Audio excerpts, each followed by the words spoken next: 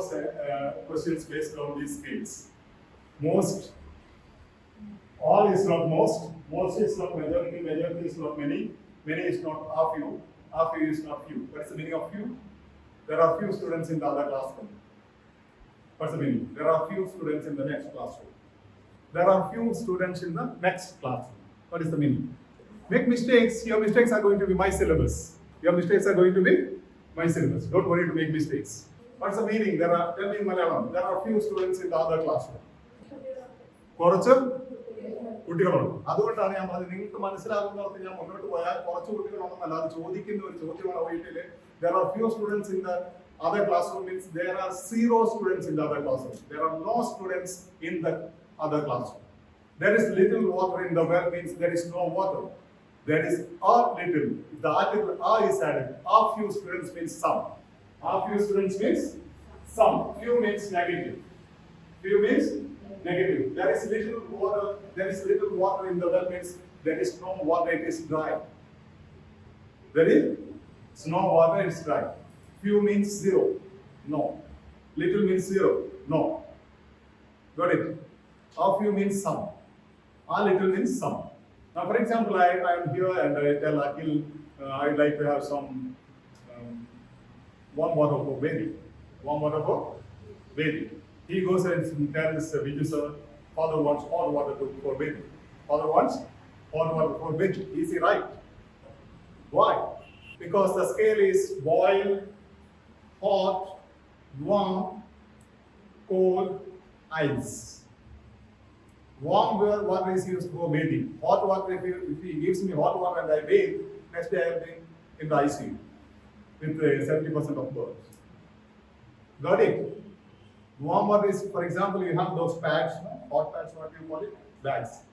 Use for hot water bags. There is a caution written in there. What is it? Do not fill it with boiled water. Use only hot water. Use only hot water.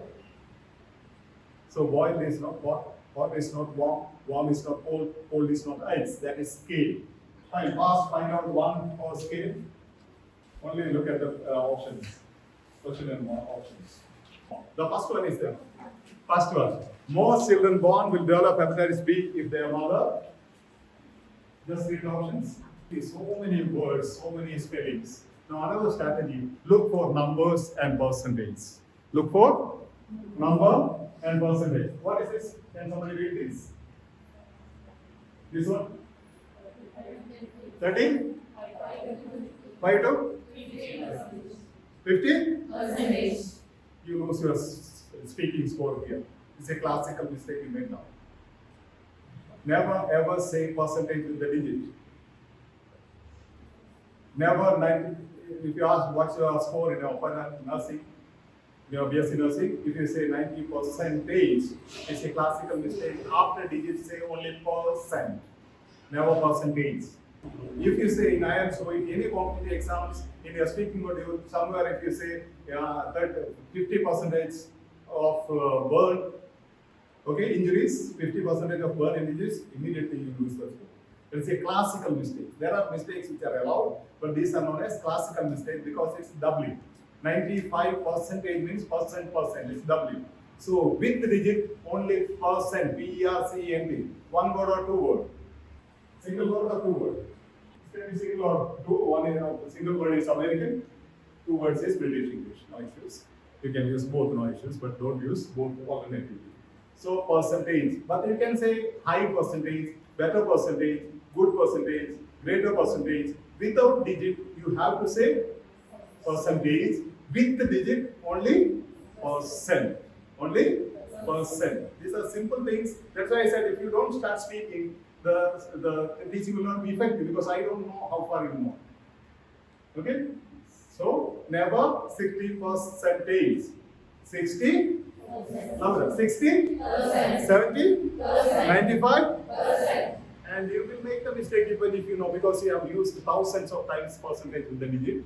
you will be prone to speak when you are stressing the speaking. So keep it in mind and try to write down somewhere, keep it on your wall if you make that mistakes, and never ever say, if somebody speaks 95%, your brothers or sisters, tell them that is wrong. So you have to unlearn the whole process, unlearn the thing that you have learned. Am I too fast? No. So what I am saying here, see, now the question is, most children, now there are so many digits here. So here the strategy is, one strategy is, look for numbers and percentage. Numbers and percentage. I said percentage because I did not use any digit. Okay, so here 35 for 50%, 70 to 90%, and you have, see here, percentages. Now the question says, most children born will develop hepatitis B if their mother. Most.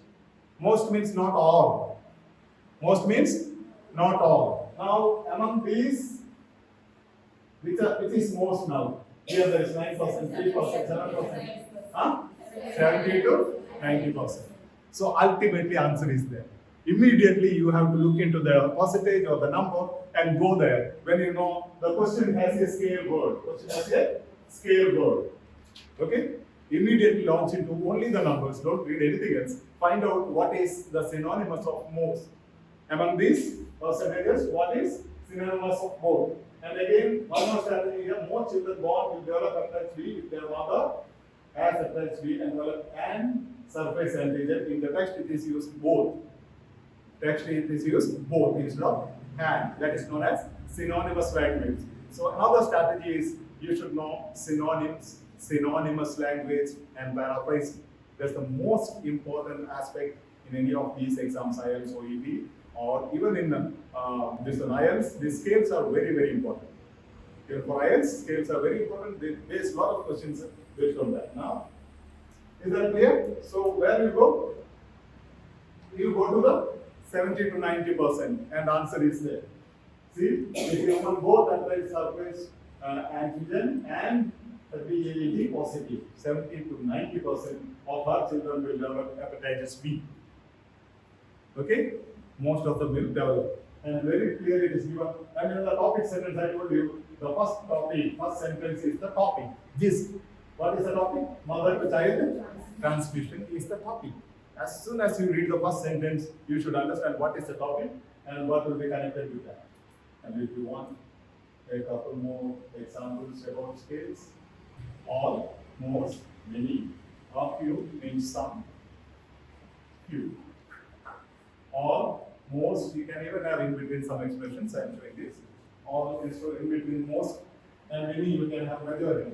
Majority means anything more than 50%. 51 is majority. Anything more than 50. And minority. Minority means less than 50. And then a few. Some. Anything more than 1. Okay?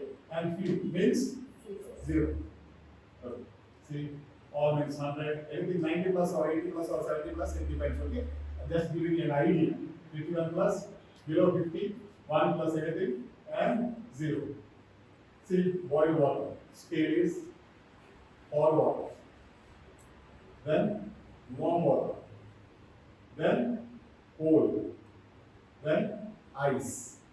This idea you should have. They will use synonymous expressions in the questions. Or always. Scale. Always. Often. Often is not always. She always breathes. No, she often breathes. That's different. Most of the time. Most of the time is not often. It's not even always. It's below that. And sometimes, it's not most of the time. Seldom. Seldom, not even, it is even below sometimes. You can say sometimes means more than seldom. And rarely, even less. And never. Now, if you have always or never in your answer option, what you have to do? All these extremes are absolutes. What you have to do immediately, you have to eliminate them. Eliminate those with absolute expressions. But mind you, maybe all the nurses are not expected to wear masks. Meaning is not absolute. All the nurses, all is absolute. All the nurses are not expected to wear the mask all the time. The meaning is some of the nurses are expected to wear mask. So you cannot eliminate. Got it? Though the word is there, meaning is not absolute. Most other scale could be most important is not important. Important is not most important. Significant is lesser than important. And insignificant means lesser than significant. Negligible means even less. They are not same. In fact, right? In fact, I tell you, definitely, I know from OET, more than 50% of the students are competent when they go for exam, but they are not confident. They are not confident. You need three things equally important. One is, I say, grace of God. Second one is competency. Third one is confidence. So even if you are learning in any institute, try to sit together, if they give options, try to speak to each other, try to teach others what you have learned. That's the best way to get clarity in your competency, and you will be better, competent and confident to approach the exam. So start speaking, become confident.